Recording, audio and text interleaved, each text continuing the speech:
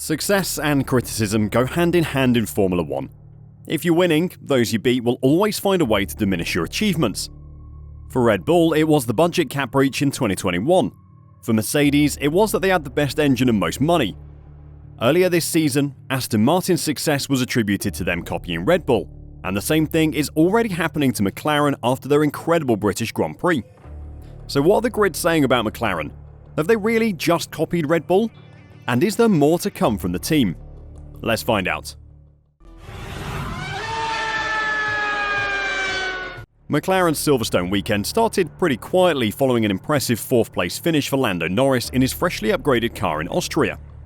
That result flew a little under the radar, and when the two cars could only manage 8th and 10th in FP1, followed by 9th and 14th in FP2, no one really expected anything. They may have upgraded both cars again, but on Friday, it just looked like the same old story for a midfield team. There is an upgrade and a flash of promise, followed by more poor performances and disappointment in the lack of impact of the upgrade. McLaren and Alpine have been following the same script for years. Even on Saturday morning in FP3, they looked slow, finishing in 12th and 17th on the timing sheets. In qualifying though, everything changed. Lando Norris missed out on pole position by 0.241 seconds to Max Verstappen in the dying moments of the top 10 shootout, receiving an outpouring of raw emotion from the crowd unlike anything I've heard at a British Grand Prix. His Aussie teammate Oscar Piastri was only just over a tenth of a second slower in 3rd place. Despite the most shocking qualifying result of the season, Lewis Hamilton claimed he wasn't surprised. If he actually saw that coming, then he has a lucrative career as a professional gambler waiting for him when he retires. Mercedes were the biggest losers from McLaren's success. They had to deal with the embarrassment of being beaten by a second customer team this season and were denied a double podium due to McLaren's improvement. Asked for his reaction to the McLaren showing, Hamilton said, "I'm not surprised. I mean, if you look at the car, it makes sense. I am really happy for them. They've had such a bad run for so long, so to be back up there is really great to see." When pushed to elaborate on why he thought it was logical for McLaren to run Red Bull so close, Hamilton said the two cars had similar looking side pods. He continued, "If you just put it alongside a Red Bull, it looks very similar down the sides. It's working, it is great." These are the exact same comments the Mercedes team were making about Aston Martin earlier in the season, when their performance drastically improved. This isn't anything new in Formula 1 though, and no one should be surprised it's happening. The longer the technical regulations of Formula 1 stay the same, the more the designs begin to converge. If another team has clearly done a better job than everyone else at interpreting the rules, then naturally everyone's going to look at what they're doing and try to do the same. Why wait for divine inspiration when you can just piggyback off someone else's eureka moment? This is part of the Formula 1 life cycle. It's why the technical regulations change. Given long enough, we'd be watching 20 identical cars racing. Mercedes themselves have said they'll look at Red Bull's design when creating a new chassis for next year and overhauling their aero design again. Being unique and proud about it can make you a winner in Formula 1, but only one team can win. Red Bull's unique take on the rules is working better than Mercedes' unique take, and it's time for them to swallow their pride. Red Bull were pretty quick to notice the similarities between the two cars as well, but they're getting used to it at this point. It is a very similar concept. I looked at the car on the grid and you can see that the philosophy they've borrowed is very similar, so they've chosen a similar path.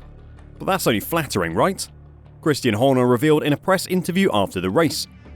The Red Bull boss also pointed out that the team had already been expecting this and took the chance to have a quick dig at Mercedes while he was at it. You can see it is already starting to happen. It won't be another 7 years of dominance, Horner said, referencing Mercedes' dominance through the last decade. The power sources are now all fairly equal or similar, and the chassis is evolving much faster than the engine. So I think from the beginning of the season until now, we can already see that everything is growing towards each other, the Red Bull team boss said. Horner's point about the closing up of the field couldn't be more true. While Sergio Perez is still performing well, Red Bull are nowhere near as dominant as they were early in the season, especially for the first 5 races. Max is still winning with relative comfort, but the chasing pack are far closer now than they were 3 months ago. But what have McLaren actually done to make them that much faster? There were 4 key upgrades that helped propel them up the order. An upgraded part alone will not deliver lap time unless it fits into the team's overall design philosophy. McLaren didn't seem to panic despite their struggles earlier in the season. They seem to have a plan and appear to have understood why they were bad. The main updates they had at the Red Bull Ring, which were only on Norris's car for the race, were to the side pods and engine cover. Then at Silverstone, there was a new front wing and updated rear suspension. The front wing did not change dramatically, with slight alterations to the main plane section and the trailing edge of the rearmost flap, plus some modifications to the detail on the lower part of the front wing end plates. The result of the latter would have improved steering response in high and low speed, which Silverstone has plenty of. In low-speed corners, you need to have a lot of steering lock. In high speed, you need very little steering lock and a stable rear end, especially in braking and corner entry. And this is where the new rear suspension probably comes in. These changes would have resulted in fine-tuning that balance to give their drivers more confidence in the car. The reason for the order of these changes is very clever from McLaren. You might think that developing the front wing first and then what follows would be logical. However, McLaren had a fairly good front wing to begin with, and that's probably worth a tenth of a second on a good day. Not a huge amount of time, and an isolated change to the wing would have been worth even less than that. It was the rest of the car that needed to change to get the result that we have seen in the last 2 rounds. If the team started working on the front wing first, they would be optimizing the part of their car around the rest of the car's problems. Get the underfloor, side pods and rear end of the car, which are far more critical to performance, working well first, and you'll get more value out of your new front wing when it does come. This isn't all McLaren have though. For them, these upgrades were just the beginning of a journey, similar to Mercedes' side pod changes. Rather than feel this is the peak of McLaren's potential for the season, team principal Andrea Stella says that further gains are coming through the factory that can help make it even faster.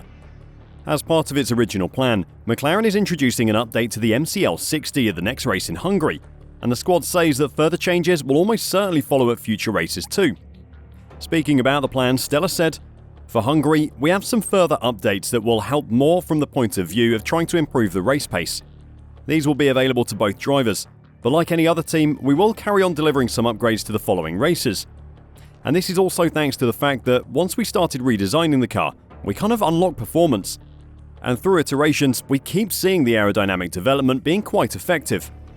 As soon as you see that a project is mature enough to deliver, you press the go button and you go. So there will be some more stuff coming even after Hungary." From what we saw at Silverstone, McLaren must have worked out the formula for getting what they're doing in the factory to work on the track, something that many teams have struggled with under the new regulations. It's safe to assume that the next round of upgrades will improve the car again though. In what way, we don't know yet. Oscar Piastri is yet to drive with the new front wing as well, so that'll be an additional boost to him in Hungary.